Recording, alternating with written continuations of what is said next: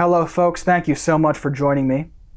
If you're unfamiliar with who I am or what I do, I am what is called a content creator.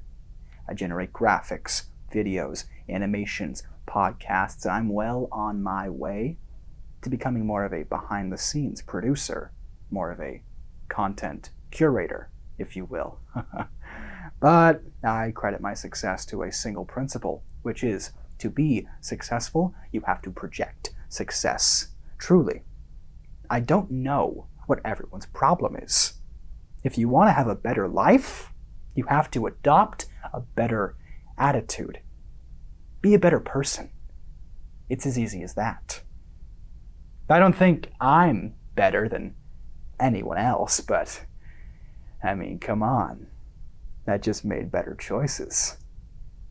My parents were poor, just like anyone else's, and I managed to go to college and pursue my dreams by disciplining my body and my mind and seizing every opportunity at every turn. Now I get to create stories for everybody, and anybody can do it, even you.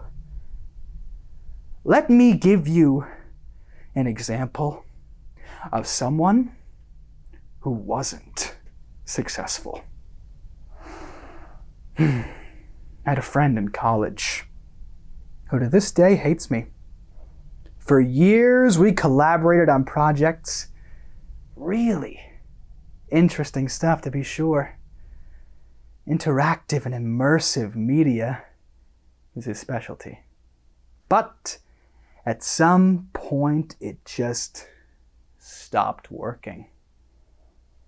He started trying to incorporate all these ideas that just weren't very marketable. Self-examination and critical media theory, real snoozers, honestly. When I asked him why he wanted to incorporate these dead-end ideas into our content, he told me he wanted to change the world. To change the world, but what is there to change? Everything is perfect as it is, and all this muckraking you're getting at is nothing but a flagrant display of immature complaining. Change the world. Do you think that we have the power to change the world? If so, why not let others change the world for us? Why hasn't someone changed it the way you want to already? Change the world, what does that even mean? He would just create things that were... No, they were just plain upsetting. I would try to reason with him. All this blubbering will only amount to mass depression. You want to make the world a better place, yet you're attacking the people who live in it. You're criticizing them for living simple lives, ordinary lives. Of course, he had his rebuttals and retorts and obviously well-researched remarks. It was clear he was reading what I would call subversive texts. How unseemly. It's part of the reason our work as content creators is so important. If given the option between a good text and a bad one, the innocent consumer may very well read the bad text, or watch the bad show, or listen to bad music. But if all they have are good options, then all they can make are good decisions. It became clear to me that my partner's goals were bordering immorality. And then he said this. He said,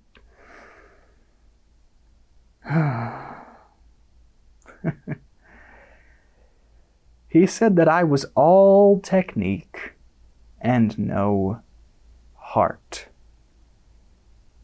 No heart. Well, what a heartless thing to say. I said to him, what a heartless thing to say.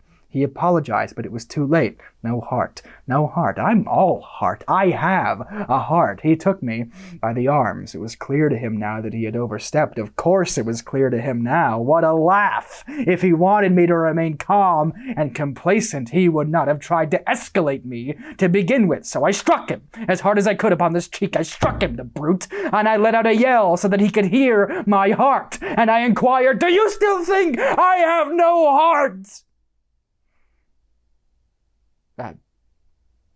He looked at me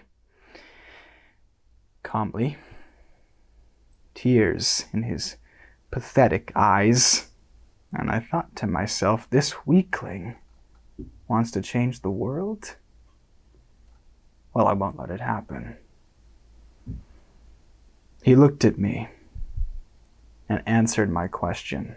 He said, "Truly, I see your heart now.